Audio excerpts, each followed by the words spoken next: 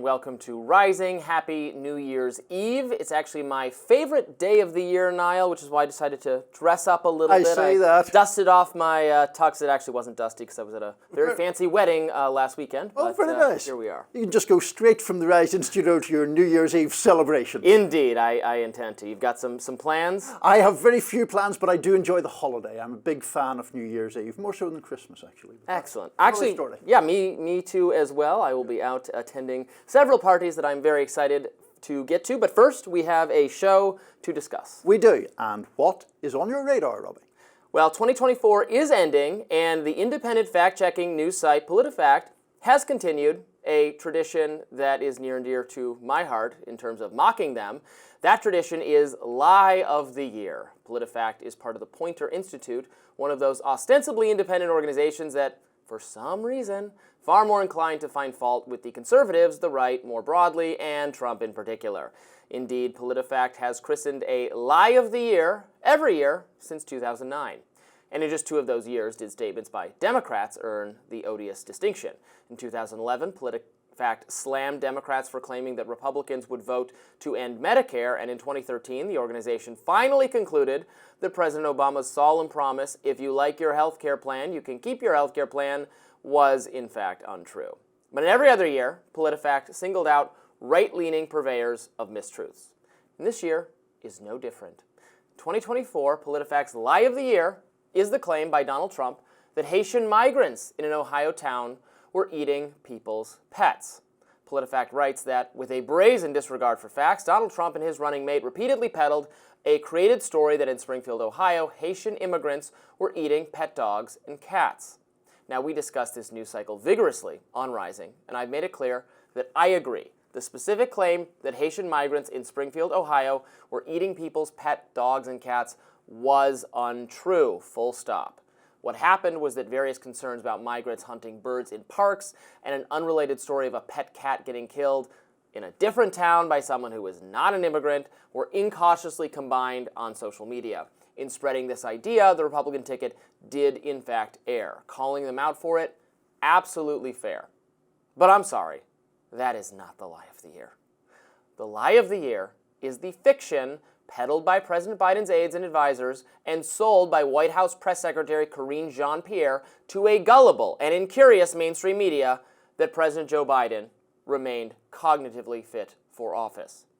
Let's look back at KJP thunderously attacking conservative media, Fox News in particular, for daring to question whether Biden's confused behavior was evincing age-related mental collapse. And I think you all have called this the cheap fakes video, and that's exactly what they are. They are cheap fakes video. They are done in bad faith, and some of your news organization have been very clear, have stressed that these the right-wing critics of the president have a credibility problem because of the fact checkers have repeatedly caught them pushing misinformation, disinformation, and so we see this, and this is something coming from your part of the world, calling them cheap fakes and misinformation. And there are many cases of this. Don't believe your lying eyes. That is what Biden's administrators, surrogates, and spokespeople said to the media. And for the most part, the media believed them. A recent report by the Wall Street Journal, which unlike much of the rest of the media did impressive work uncovering the lie, makes clear that Biden's aides were concerned about his age-related decline, not just in the final weeks of the 2024 campaign, but as far back as 2020. The Journal describes Biden being kept away from his cabinet and shielded from the American public because he had both good days and bad, even at the beginning of his presidency. Aides made sure he didn't have to take meetings in the mornings because they noticed he was more confused after just waking up. They also noticed he would lose focus if meetings went on for too long, so they instructed officials to keep things short. This had real-world consequences. Democratic Representative Adam Smith had concerns about Biden's planned withdrawal from Afghanistan, according to the Wall Street Journal. This is what he told them. But he couldn't get on the phone with President Biden. The president was unavailable. It was a bad day rather than a good day. We all know how that Afghanistan withdrawal went down. Now, many in the mainstream media are finally admitting that they got rolled big time by Biden's handlers. Let's watch. One of the things we also do in the year-end correspondence roundtable is dig into what was undercovered or underreported. Jan? Undercovered, underreported.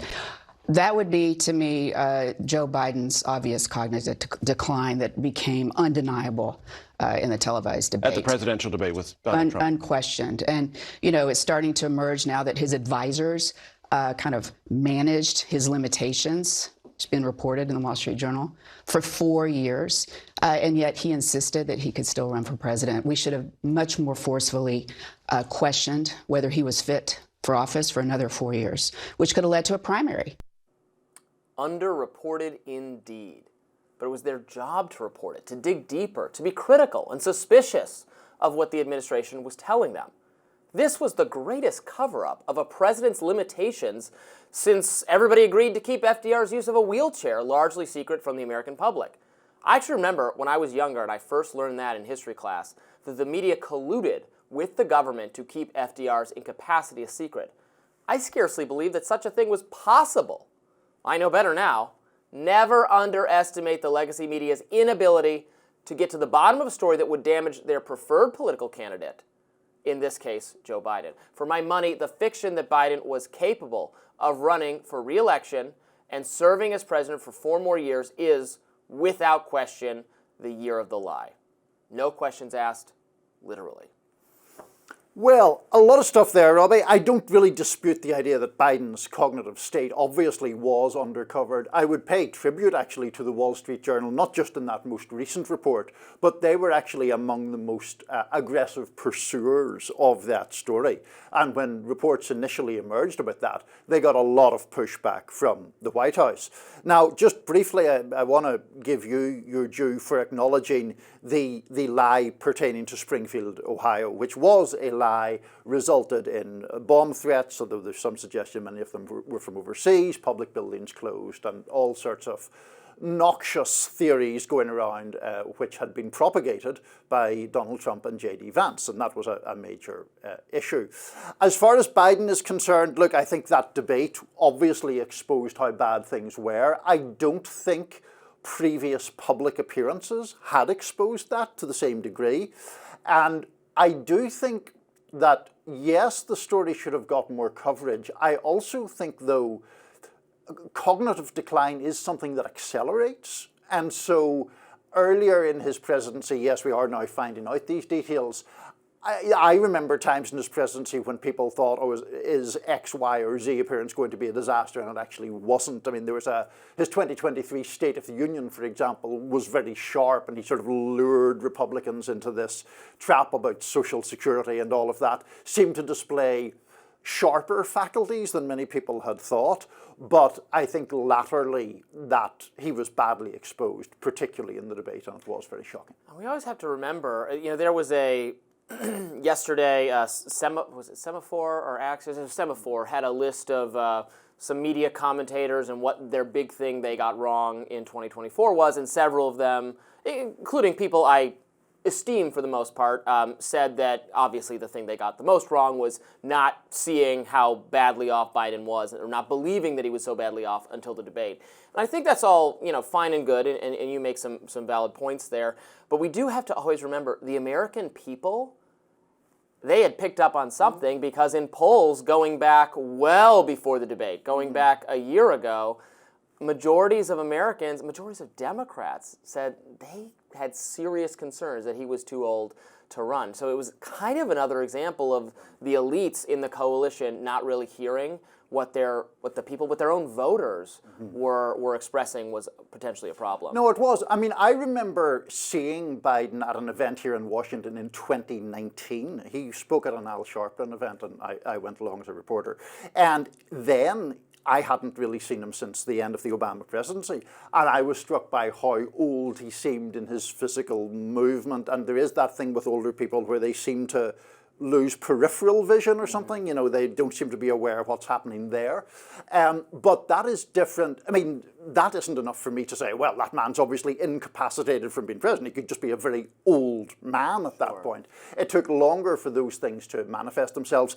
Just briefly, I would just defend what Karine Jean-Pierre said, because there were misleading videos or misleadingly edited videos that were pushed by opponents of Biden that I think was what she was talking about in the clip that we played. I mean, I think there were 3 videos. One of them, misleadingly edited. One of them, it looked like he was wandering off camera and he was pulled back, and his attention had been drawn to something that was off camera. That one, yeah, I think you could say maybe that one edited is not that because it wasn't like spliced. It was just cut too quickly. But that was a part of a package of like 3 videos, one of them including his exit from the stage at the George Clooney event, the Obama event. That one was not misleadingly. I mean, that's the one that caused everyone there to conclude, holy crap, he can't be president anymore. So yeah, no, we can always add greater clarity to video, and I like anyone else, never want to fall for just seeing 30 seconds of something online. But we were seeing something. I suppose, yes, and so it emerged. All right. Speaking of praise for the Wall Street Journal, they have done a tremendous job this year on a number of subjects, including COVID origins. We've got an interview with a Wall Street Journal reporter on what he's learned about the efforts by intelligence agencies to investigate if COVID really did come from the lab. More Rising right after this.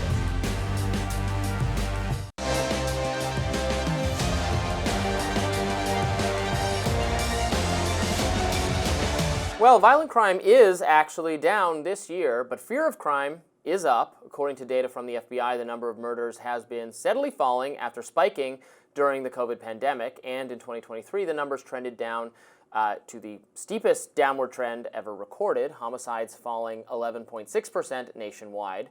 Fast forward to today, the downward trend in crime seems to be continuing. Data from Real-Time Crime Index reveals a nearly 16% decline in murders from 2023. Now, experts have acknowledged that, of course, the 2024 data won't be complete till next year, but they are confident that crime will keep going down. According to the Real-Time Crime Index, car theft also declined, falling nearly 20% this year. The number of aggravated assaults and rapes declined as well. But concern over crime remains high, even as the figures fall. A Gallup poll from October showed that more than half of all Americans say crime is an extreme or very serious problem. And that poll further shows that almost 2/3 of Americans still believe crime increased in 2023, and that is despite the data indicating otherwise. President-elect Donald Trump made fighting crime a linchpin of his campaign. It's no surprise that when broken down into party affiliation, Gallup found the majority of Democrats, 60%, say there is now less crime in the nation than there was a year ago. Republicans' perceptions are unchanged, with 90% saying that crime is up. Should mention, this is not at all a new phenomenon. If you poll people every year, people say, now right now it happens to be more Republicans than Democrats, but if you reversed who was in charge, it would reverse that. But a majority of Americans saying crime is up. They said that you could poll Americans and find that they said that even in time periods where crime was falling dramatically, the trajectory of crime in the country is, an increase in the 60s, 70s, 80s, very high violent crime until about 1992, when then there's this wonderful crash in the violent crime rate, the gun crime rate. In the mid-late 90s, crime fell by about half over the rest of that decade and then remained low throughout the aughts. And then we did see this dramatic spike during COVID that is now thankfully receding. But throughout that whole time period, if you ask people, they say, oh yeah, crime's going up, even when it's going like this. Yeah, no, that's true. I mean, I do think, there is real good news in this reporting, in this data, including in some of the cities that are often maligned for very high crime rates. I mean, in Detroit, the murder rate could be expected to be around about the lowest in 60 years. San Francisco, homicides down by 1/3. Chicago, not quite so dramatic, but the lowest murder rate expected since 2019. There are exceptions to this, it has to be said. In New York and here in DC, the crime Philadelphia is still quite high.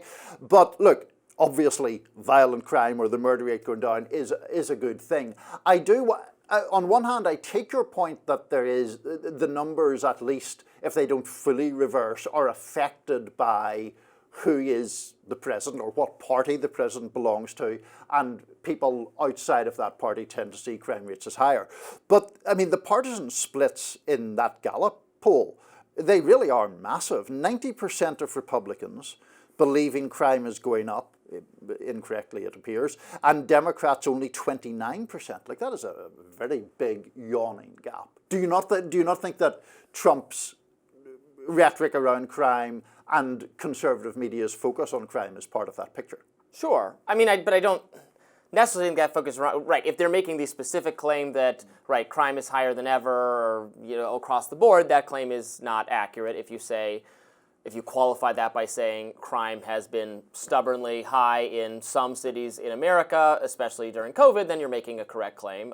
DC had had like our worst murder year in a long, long time, last year, the year before. Really just unconscionable level of crime in the nation's capital. And, you know, I understand why people don't feel safe when and, you know, it's your facts don't care about your feelings. You can feel unsafe, but have things be better than ever, and, you know, your perception be wrong. But when people see, you know, yesterday I left my offices of Reason Magazine in DuPont Circle, and I got on my little scooter to head home, and what you know, DuPont Circle was entirely closed off by crime tape because somebody stabbed someone in the middle of the circle in broad daylight. You know, people are setting people fire on the New York subway, and we're in a national news climate, so we're all hearing about that news. I think that's what drives it, and even crime, you know, actual crime being down, but the kind of nuisance category of, well, but there are crazy and drug-addicted people in our public places that are making it to, even if people are not dying in record numbers because of that, that contributes to a feeling of neglect. Well, certainly any form of disorder contributes to public anxiety, right. And disorder runs a huge gamut from the kind of public nuisance end of the spectrum to the murder end of the spectrum, and shootings and gun crime is still unconscionably high in many places in America. I just do wonder whether there is not even so much an ideological bias as a sort of sensationalist bias among large swathes of the media, that crime being up always draws a lot of attention, and crime being down draws less attention, typically. It's just the case. And then that therefore skews public perceptions to some degree. It's interesting, in the Gallup polling, people were asked, do you think that crime in America is worse? And then were asked, do you believe crime in your area or neighborhood is worse? And the numbers who believed it about their locality were significantly lower. They weren't zero, but they were significantly lower. So to me, that speaks to an idea that, oh, out there it's an urban wasteland and people are getting shot and stabbed at a phenomenal rate, when in fact people's personal experiences don't necessarily comport with that. Well, if you live in the nice suburb of the city, crime probably is very low. But if you're referring to what's going on in the city, crime is certainly much higher than it is in your nice little suburb. And it is not just you know, Republicans or Trump trying to inflate crime statistics or whatever. I have listened for years now to, you know, progressive activists cite me hate crime statistics in a way that always shows them going up, and then you have to dig into the data and go, okay, well, this municipality didn't report any data on this topic at all last year, and this time they were responsible and reported 3 hate crimes, and you said hate crimes went up 3 gazillion%. They went up from an undefined level to like, that's not really. You're freaking people out based on that, and it's not really justified. Organizations like the Southern Poverty Law Center are always, you know, putting maps and saying, oh, here hate groups have increased. Well, that could be because this white nationalist group that has 3 people in it in Arkansas had a fight at their meeting, and now there's a white nationalist group with 1.5 people in it, and it's like, this is not actually a sign of the emboldening of the white nationalist movement, that sort of thing. Yeah, no, I mean, I think that's true. It is also true, and this is a very non-ideological point, the reporting of crime is, by which I mean the actual data, not individual citizens reporting it, is problematic in this country. Yes. The FBI does statistics where it is voluntary for local law enforcement agencies to report them. Then there's a completely separate Department of Justice thing, which is essentially a survey. They go around and ask people, were you yourself a victim of crime? And they then extrapolate national figures from that. And sometimes those 2 surveys come to very different conclusions. Yes, it is interesting. Lots more to talk about on Rising today. Please stay tuned. Many in the intelligence community continue to press their case that COVID-19 could have originated in a lab in Wuhan, China, despite initial assurances from top health experts that animal spillover was the likelier cause. The idea that COVID began as a lab accident in China was once labeled a conspiracy theory by political figures, health advisors, and of course, many media reporters. But now, new reporting from the Wall Street Journal has found that disagreements among intelligence experts on the issue ran deeper than we knew. Join us now to detail these findings is national security correspondent at the Wall Street Journal, Michael Gordon. Michael is a co-author of this report. Michael, thanks for joining us. Yeah, glad to be here. So it's really a great story. I'd encourage people to read it for themselves. But basically, to try to sort of recap this and allow you to talk more about it, two theories about the origins of COVID, one being that it jumped from animals to humans, the other being the lab leak theory. In 2021, President Biden asks for a probe into the origins of this with a 90-day time frame. And several intelligence agencies favor the idea that it jumped from animals, and the FBI favors the other idea of a lab leak. It seems like the FBI had some difficulty getting a hearing for that view from your story. Is that a fair characterization? Well, what was, I think, significant about the story I did with colleague Warren Strobel was that we got the former FBI senior scientist, Jason Bannon, to speak on the record about this intelligence community investigation for the first time. And it's really the first time that a figure who is involved in this intelligence investigation has spoken on the record about what happened, although he confined his comments to unclassified aspects of it. But what happened was once the intelligence community investigation commenced, the FBI was part of it, as was the Energy Department, CIA, and other agencies. It was a participant in the review, but it didn't really control the report. The report was basically drafted by Avril Haines' office, which is the Director of National Intelligence. It was drafted by the NIO, the National Intelligence Officer for WMD. And, the FBI feels that, at least participants in the review, that not all of their arguments received the weight they should have in the final document.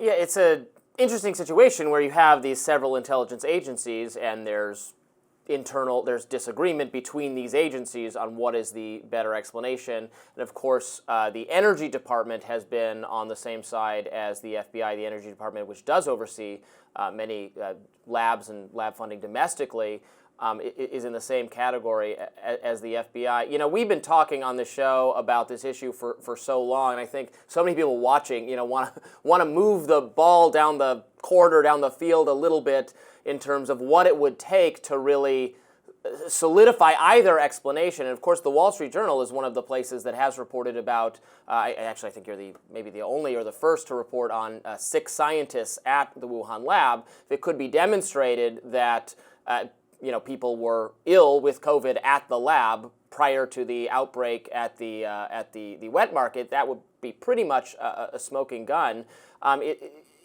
Are these things that are still being looked at by the intelligence agencies actively, or is it known and classified and we're just not privy to it?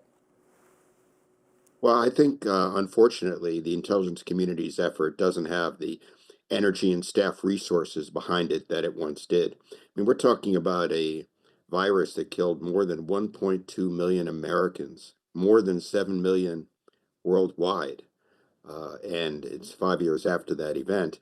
And yes, it's still an open investigation within the intelligence community, but it doesn't have the priority it once had. And one thing that we showed in the article was that President Biden commissioned this review, which was controlled by the Office of Director of National Intelligence. But when it came time to brief the results of this 90-day review to the president and its top aides, there was one agency at that time, the FBI, which has scientists, it's not just a bunch of gumshoe agents, that took the view with moderate confidence it was a lab leak. They weren't present at that briefing at the White House. They weren't invited to that briefing. Now, ODNI, Avril Haines' office, says that they represented all of the contrasting hypotheses accurately, faithfully, and completely. But I think it is striking that the people who were the foremost proponents of the lab leak theory weren't invited by the White House to the actual briefing where these theories were hashed out. Now, there is no smoking gun at this point that could decide it decisively one way or the other. This is still an investigation that needs to continue inside the government or outside of it. But we do know a lot more about what was happening in the lab at the time, the kind of research they were carrying out, the genetic engineering they were doing as they were researching into possible vaccines for viruses. And another factor is there's an absence of evidence on the other side. You know, the other side holds that the virus leapt from a bat to an animal host to a human being. Well, 5 years later, not a single animal, not one, has been identified as being a host animal, which one would expect over that period of time. Also, the FBI analysis suggests, not everyone agrees with this, but it suggests that the virus arose in southwest China, where in a particular area where bats are prevalent, and there were no cases found between southwest China and Wuhan, not one. And you would expect, according to the FBI analysis, that if it arose naturally, you'd find cases in the wet markets in that part of China where hundreds of millions of people reside. And just to knit that point together with another element of your report, you mentioned, of course, the FBI analysis and the FBI, former FBI now scientist who spoke on the record with you. But in addition to that, you mentioned this issue where there were 3 scientists with a group that is sort of under the umbrella of the DIA, the Defense Intelligence Agency. And they had concluded, according to your reporting, that, well, essentially that the lab leak theory was more likely. But just talk me through that element of their analysis was not included in the official DIA findings about the origins of COVID. Do I have that correct? You do. What we now know is there's a lot of churn within the intelligence community, more than people realized at the time. So first we have the FBI view, then later the Energy Department, which as you point out includes the national laboratories, also comes to the conclusion that it's a lab leak, although with low confidence. And they came through it through a different process of reasoning than the FBI, but they came to that conclusion. That's now a matter of public record. My colleague Warren Strobel and I broke that story, but it's now a matter of public record. Director Ray even went on television and acknowledged it. But it also emerges that there's something called the National Center for Medical Intelligence. And these are experts with PhDs, a lot of them either active duty or reservists in the military, who investigate medical issues that could endanger service personnel. They have a big interest in epidemics and pandemics. And 3 of those scientists who we name in the article did a scientific study, a genomic analysis, and they concluded that the virus was manipulated in the lab in a process to make it more infectious called gain of function, probably with an eye, even though they didn't extrapolate as to why, but probably to try to develop a vaccine, not necessarily for nefarious purposes.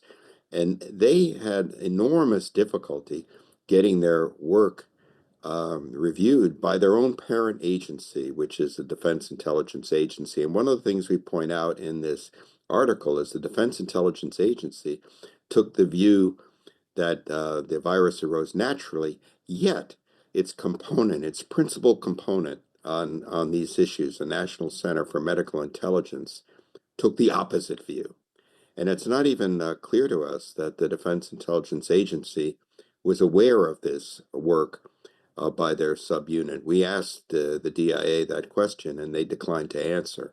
So there's certainly a lot of ground that one could review, a lot of work that the new incoming administration, the Congress, or even scientists outside government with appropriate clearances could review. And they don't, the posture the Avril Haines' directorate took, is that unless we get new information from China, we're not going to be able to get to the bottom of it. But I think it's now possible to go back over some of the argumentation and evidence that wasn't included in the original 90-day report to President Biden and ask again, what really is the most likely scenario that would explain the pandemic?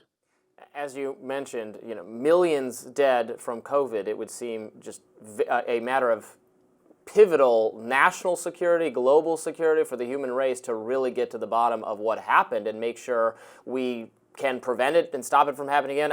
Either way, if it's because of unsafe animal conditions in storage, I'd want that addressed, or if it was because of what kind of research we're funding in labs, I want that addressed. I mean, it doesn't need to be politicized at all. So it's crazy that we've had this level of difficulty or contentment, not knowing for certain. Thank you so much for your reporting. We really appreciate it. It's terrific, and we enjoyed having you on. All right, thank you very much. Republicans Thomas Massie and Marjorie Taylor Greene are calling for a congressional sexual slush fund list to be released. They're referring to a secret list of former and current lawmakers who have settled sexual harassment claims with taxpayer dollars. Massie took to X last week and wrote, "Congress has secretly paid out more than $17 million of your money to quietly settle charges of harassment, sexual and other forms, in congressional offices. Don't you think we should release the names of the representatives?" "I do." Greene responded to Massie, writing, "Yes, I want to release the Congressional Sexual Slush Fund list. Taxpayers should have never had to pay for that, along with all the other garbage they should not pay for." The Office of Congressional Workplace Rights has settled nearly 300 claims that encompass disputes over sexual harassment, retaliation, discrimination, and pay. And as Massie said, they have indeed used more than 17 million taxpayer dollars in the process. Back in 2017, the office told Politico that a large number of the cases are not related to complaints within Congress itself. Many of them come from employees of the Library of Congress, the architect of the Capitol, and Capitol Police. Still, former Republican Congressman Mo Brooks of Florida also voiced his support for Massie's call. Brooks tweeting, "Taxpayer dollars must never be used to secretly bail out sexual and other harassers. A Capitol Hill harassing supervisor should foot the bill. That stops harassment." This comes on the heels of the House releasing a report earlier this month that Matt Gaetz alleged in sexual misconduct and drug use. So I'm a big fan, obviously, of Thomas Massie, and this kind of sounds like a no-brainer to have greater transparency around the government paying victims who've alleged sexual harassment complaints of members of Congress, and you can probably make the case for their staff as well. I mean, this is public dollars being spent, so it's not like it's a private matter when it's our money. Now, that said, not all accusations of sexual harassment are true, and sometimes people, when they have their own money, would rather settle it, not without admitting guilt or thinking you're totally made this up, but it's less. It'll be less of a hassle for me to just pay you off. That does happen. Just because someone says something doesn't mean it's true. Doesn't mean it's false either. So I would not automatically say that every one of these claims has merit without knowing the underlying circumstances. But it's our money, so yeah. we can know at the end of the day. No, it is. I mean, if public money is being spent by former or current public representatives to settle sexual harassment claims or the other kind of claims that are outlined here, that seems obviously in the public interest to know.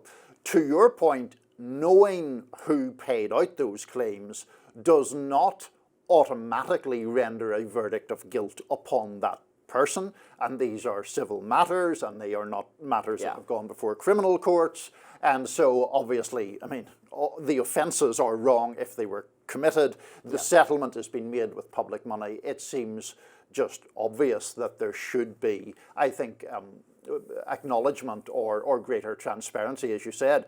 It's also interesting, this office hits the headlines, it seems like, every few years.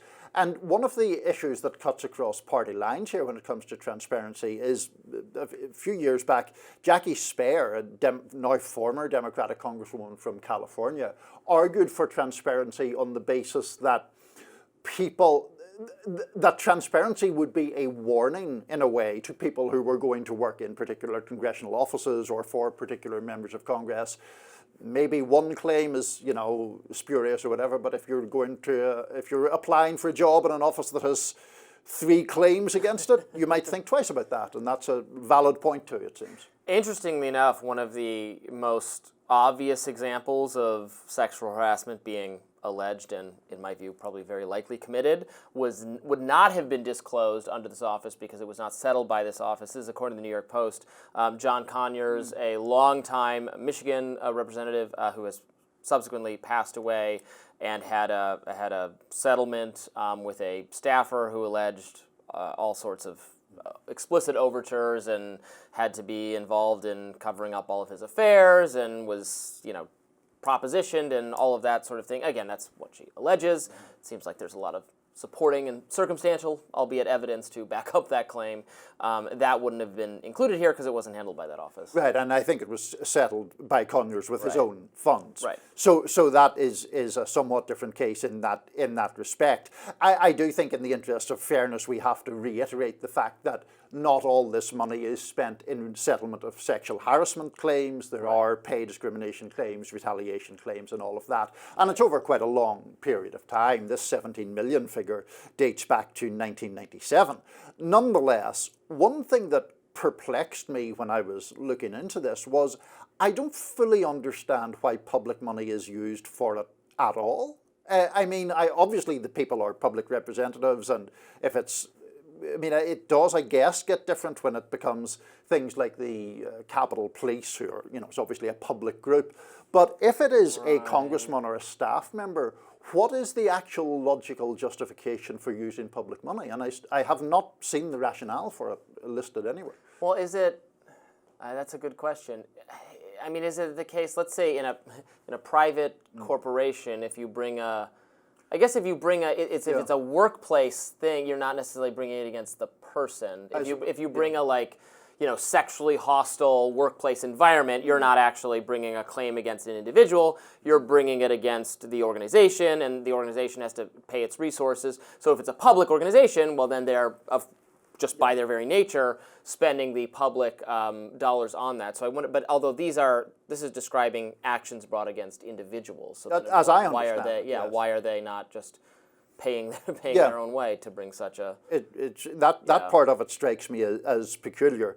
But, you know, Thomas Massie, I think, has you know, done good work. He's normally a person who you agree with a lot more than I do. I do. But I think that the case for public transparency here seems very difficult to push back against. It seems kind of... Although it is a workplace, because sexual harassment itself is not a crime. I mean, it's not, the police aren't going to arrest. I mean, sexual violence or aggression. Right, or an act. Yes, an but it usually corresponds to trying to extort some favor in an educational environment or a workplace environment, making it an issue of the company. Maybe it is a workplace settlement. Maybe that is the issue. Interestingly, some Republicans have been reported to be drafting a resolution that would actually make this happen. You know, would bring forth the names of certainly any current or former members of Congress of whom this is true. We'll see if that goes anywhere. But it's really an interesting story. It's not purely a salacious one at all. There's a lot of real substance to this. Yes, indeed. Stick around, more Rising right after this. The families of 9 Palestinian Americans stuck in Gaza are suing the Biden administration for allegedly abandoning them. Kari, the lead attorney representing the plaintiffs, filed the motion on December 21st, claiming the administration discriminated against them when it left the plaintiffs trapped in a war zone. The claimants are all either US citizens, legal permanent residents, or their immediate relatives. Despite being granted approval by the State Department to leave the territory, the 9 remain stranded because their names were left off of the final crossing list for the Rafah border, which closed on May 6th. It's unclear why they didn't make the list. The lawsuit directly names Joe Biden, Secretary of State Antony Blinken, and Secretary of Defense Lloyd Austin. It highlights a double standard. Since the October 7th Hamas attacks, the U.S. has helped to evacuate Israeli Americans and their families. When Lebanon came under Israel attack, the U.S. assisted Lebanese Americans and their families as well. To discuss the case further and where it stands is Kari herself. So joining us now. Welcome, Maria. Hi, how are you guys? Good, thank you. So just on the general framework of this case, the argument in essence is the Biden administration came to the aid of Israeli Americans and Lebanese Americans and not the plaintiffs who you represent. Is that correct? That's a fair thing to say. Look, you have federal law, you have executive orders, you have an interagency agreement between the State Department and the Department of Defense. They all establish a clear and non-discretionary duty to protect and evacuate U.S. citizens. And along with that, I would say that there's also a moral imperative, right? To treat Palestinian Americans and their immediate relatives the same way that you've treated Israeli Americans and then Lebanese Americans. And these are all people who we've evacuated since last October, yet we fail to do the same for Palestinian Americans and their immediate relatives. Do you have any knowledge of why their names were left off the list in order to make the Rafah crossing so many weeks ago? Has some excuse been given by authorities for that? Absolutely no excuse has been given. And look, this whole process has been a black box. This is my fourth lawsuit compelling the government to do its job. The evacuation process for Americans in Gaza has been murky from the get-go. And because of that, it's resulted in a lot of family separation. It's left our plaintiffs in the dark about when and how, and if they'll ever leave Gaza. And that's really been the reason why we were compelled and we were forced to have to bring this lawsuit, because we were knocking on the doors of the elected representatives that represent our plaintiffs. We were turning to State Department officials, White House officials consistently for the last 14 months. And we were constantly met with boilerplate responses, and in some cases, a complete shutdown of all communication with some of the plaintiffs. And it was only then that we were forced to turn to the courts for relief. When I was researching prior to this conversation, I was struck by comments you'd made elsewhere where, and of course correct me if I'm wrong about this, but you see this, I think, as emblematic of a broader failure on the Biden administration's part to really fully recognize, well, the humanity of Palestinians and Palestinian Americans. And, you know, that made me in turn think about the fact that there are, setting aside even Gaza, there are at least 3 American citizens who have been killed in the West Bank this year. 2 17-year-old boys among them, and perhaps the most notable, or notable is the wrong word, the most famous case being Aysenur Ezgi Agi, who I'm sure her name I've mispronounced, but unintentionally so. Those killings, to my mind, don't seem to have attracted the level of outrage that one would expect if the armed forces of a foreign state kill American citizens. Look, you completely hit the nail on the head with everything you just said.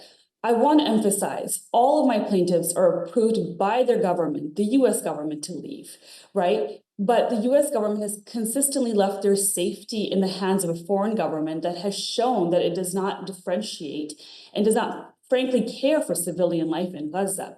Now, you raise the Americans who were killed in West Bank. I'd like to point out to you that one of my own plaintiffs was killed before we could file. And he's a green card holder, a 75-year-old civilian who was sheltering with his elderly wife, and they were both hit by an Israeli bomb, and he was killed and she's gravely injured. They're green card holders from Dallas, and their daughter has been watching in horror for almost 15 months now. She's lost one parent, and now she believes that she'll lose another parent because all of my plaintiffs are frankly disillusioned at this point. And that really has been the systematic dehumanization of a group of people, not just in Gaza. This is happening here at home. And look, let's be very clear. The Americans they're global leaders in this conflict. They have immense influence over their top ally, Israel, in this area. And we've consistently seen them use that immense influence as leverage when it suits them. But why have they failed to advance the interests of their own citizens? It would be a goodwill gesture for the Biden administration to bring home these Americans to safety. Because when we talk about, when the administration repeatedly talks about calling for a ceasefire, safe return of American hostages, all fair and important things to call for. In the same breath, it can and should talk about the safety of Americans that's abandoned in Gaza. And it has never done that to date. It is certainly the case that this is an issue that has outraged many Arab Americans living in the U.S. who've expressed their dissatisfaction with the policy. Kamala Harris losing a lot of these voters in my home state of Michigan, for example, in communities with heavy numbers of people who have family in the region. But as you say, the Biden administration seems to have been relatively indifferent, even compared to previous administrations, on hearing out this concern and doing anything about it. So you'd think that at the very least prioritizing American citizens getting out, because the Americans being held captive by Hamas has been such and rightly so in my view, ardent sticking point by the administration that something must be done. Look, all of our plaintiffs have suffered an incredible amount of horror and trauma at this point, whether it be mental trauma, but also physical trauma. So I have one plaintiff, Salsabil. She's a U.S. citizen. She's sheltering in place in the north of Gaza with 3 minor children. One of her children was bombed, was maimed as a result of a bomb. His back was shredded and he lost a limb. I mean, this is what's happening to Americans in Gaza, and not enough people know that this is happening. And the government, when you read the responses that they send, in response to us informing them what has happened to Americans and their immediate relatives on the ground, it's almost callous and cold and indifferent. But that complicity and that apathy should shock everybody. You say that this has been an upsetting thing for Arab Americans. I'm not Arab. I am an American, and my conscience rebels at the fact that this is happening and is being done under our government's watch. The government needs to course correct. It has only a few weeks to do the right thing here, right? The leaders need to do their job. To that point, what happens to your case whenever the administration changes? It still can presumably proceed against, he'll be then former President Biden and Antony Blinken and Lloyd Austin as individuals. It doesn't somehow become invalidated because the administration changes, right? Absolutely not. Look, the law is the law. The law is going to stay the same. And unfortunately, my client's circumstances are going to stay as dire as they are, if not worse, under a new administration. We still have a matter of few weeks left in this administration. We've only just filed. So I continue to hold hope for my clients on their behalf. I mentioned that they're all disillusioned and frustrated. They have lost they've lost so many people. They're all on the verge of starvation. They're all suffering from one disease or another. They're all forced to drink and bathe in unclean water, living in leaky tents. I'm holding out hope for them that this administration is going to do the right thing and that this lawsuit is going to be what it takes, unfortunately, to make this administration do the right thing. Kari, thank you so much for joining us to explain this. Thank you so much. Although I have coffee, the tea is piping hot, y'all. I mean, and we're going to spill some tea. It is piping hot. That was Don Lemon just before he went on a 40-minute tirade on his YouTube show, Hot Takes, against MAGA supporters, calling them dumb, expletive idiots. He weighed in on the infighting about workers' visas, aka the H-1B debate. Take a look. Some farmers say without these workers, they have about 2 days that they can run their farms. And then after that, it's over. Oh my gosh, I love this. Now you're finding out, you dumb idiots. Now you're just figuring this out. You're so stupid and you deserve it. Insightful commentary. Lemon continued. Let's watch. Yes, I am gloating over your stupidity and how you were taken. I'm cackling in Kamala, says in Shanta. You have been co-opted because you're in a cult and you don't even realize it because you have stupid MAGA brain and you don't get it. How stupid and dumb are you? Columnist for Red State Rusty Weiss took to X posting, quote, Don Lemon appears to be losing his mind. What stage of grief is this? You've been co-opted into a cult and you don't even realize it because you have stupid MAGA brain and you don't get it. How stupid and dumb are you? projection 101. Conservative commentator Cash Lauren wrote, quote, while Lemon pretended he left for his fake liberal virtue, he really left because his ego couldn't handle the mocking he received after his contract fell through. So you can see from this video, Lemon's situation is not improving. He should join Mark Hamill and Rob Reiner in a mental health facility. Oh, Don Lemon. We love a bit of Don Lemon around here. We love to bash him. You know, have lemons, make lemonade. Yes. That's what I always say. Yes. He is not, I think, being so successful in the independent alternative media ecosystem, but I guess we are rivals of his, so maybe I would say that. But I don't think he quite gets it, as they would say. I don't think he understands that you can't just do the same Trump bad, MAGA bad, everyone who disagrees with me, Nazi, Nazi, Nazi, Hitler, Nazi. Yeah, I mean, I'm certainly not going to defend that stuff, which I find facile and kind of schoolyard stuff. I am always perplexed as to, like, who is that for? I mean, is there a big enough sort of group of the Twitter resistance who are going to line up just to hear Don Lemon call Trump voters dumb, with lots of other fruitier language attached?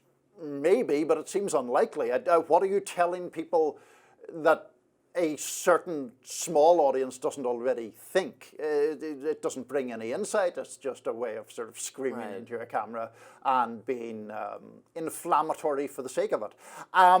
There is a debate to be had about MAGA views on immigration, and you and I spoke. We were having that debate. We were, and that immigration debate around H-1B visas is legitimately interesting. There are real ideological and substantive differences there.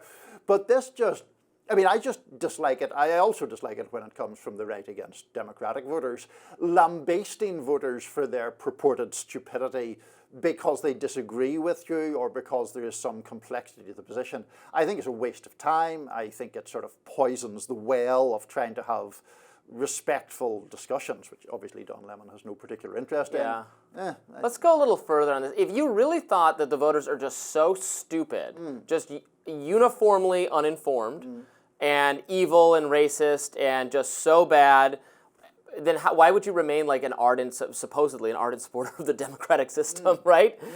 Why would you be like, oh my God, democracy's at stake and it's so horrible, but you're all stupid and you keep voting for things I hate and think are evil, but I must nevertheless protect the system at all costs. Seems to be an inconsistency there. Many years ago, a very left-wing British politician called Tony Benn warned people against, well, politicians or political figures. His argument was it's up to voters to change the people who rule them, not up to the people who are in elites to want to change the voters, right? Yes. And what Don Lemon said there is just about the idea of, you want to change, get rid of these dumb people and just have people who agree with me. Yeah. And yes, there can be sometimes contradictions or tensions within political parties, of course, and people vote. We have a system dominated by two major parties. Lots of voters vote for one of those parties for different reasons than other people vote for that party. But that doesn't make people stupid necessarily. And I think it's just such a losing argument. If you're trying to sell people on, for instance, having more immigration or more high-skilled immigration, more visas, I'm a defender of this program, even though I think it could be changed in a variety of ways. For instance, I learned after we discussed it yesterday that a lot of the visas are taken in the same program are taken up by the family members of the people who qualify for it. They're in that same program.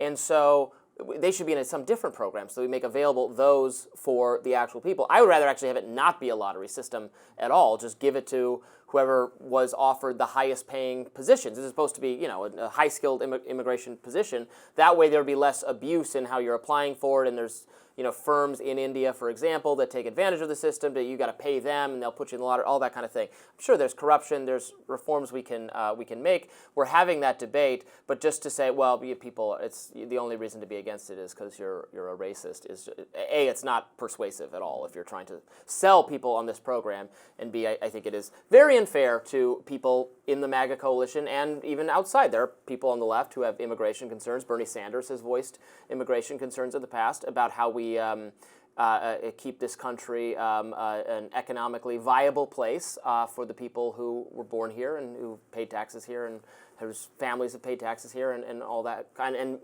maintain, I'm sure people on the left would say, the labor protections and standards and all of that kind of thing. Yeah, and this was one of the things that we did touch upon when we were discussing the H-1B issue, the fact that it is so tethered to the employer and essentially puts the employee at the whim of the employer, not just for the job, but for the immigration status or the legalized status that goes with it. It makes it very difficult for those workers to campaign or sort of come together to support or to try to improve their position or their condition. So I think that's a big part of the deal.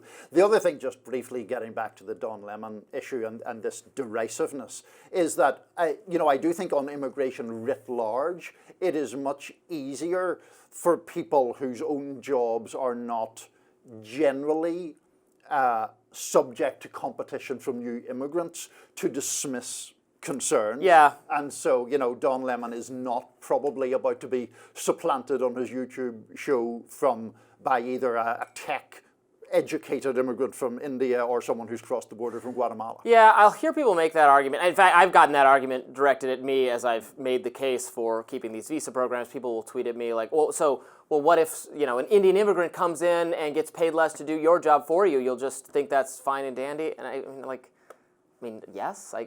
If someone, immigrant or otherwise, if our corporate masters decide is better at this position or costs less money, I'm not entitled to this position, right? It's not a natural law of the universe that I am guaranteed my job if someone else does it better. It's not. I'll peddle my takes on the street if that's what it comes to.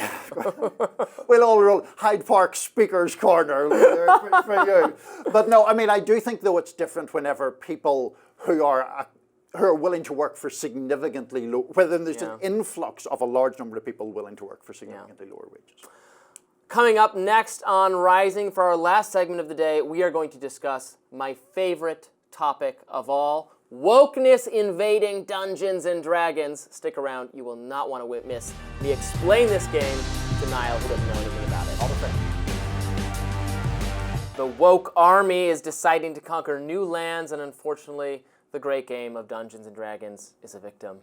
Instead of having character races, we now have species, and certain character traits are no longer tied to that identity. The Dungeons & Dragons publisher supports a trend, lets people stop the game if they feel uncomfortable or unsafe. A high elf isn't automatically smart, and a mountain elf isn't automatically muscular. Dungeons & Dragons master Ryan Lessard told the New York Times why he thought D&D made these changes. What they're trying to do here is put up a signal flare, not only to current players, but potential future players, that this game is safe and inclusive and thoughtful and sensitive approach to fantasy storytelling. Dungeons & Dragons made these changes back in the fall. Many fans of the game are not happy with the changes. How much is Hasbro? Elon Musk wrote back in November. Hasbro, of course, being the Dungeons & Dragons toy maker. Internet personality Mario Nawfal broke down how he thinks Dungeons & Dragons publisher went woke. It started with banning classic Magic the Gathering cards like Jihad and Crusade for offensive depictions. They also scrubbed lore across Dungeons & Dragons to eliminate so-called problematic content like evil races. Fast forward to today, and Wizards of the Coast is firmly planted in woke territory.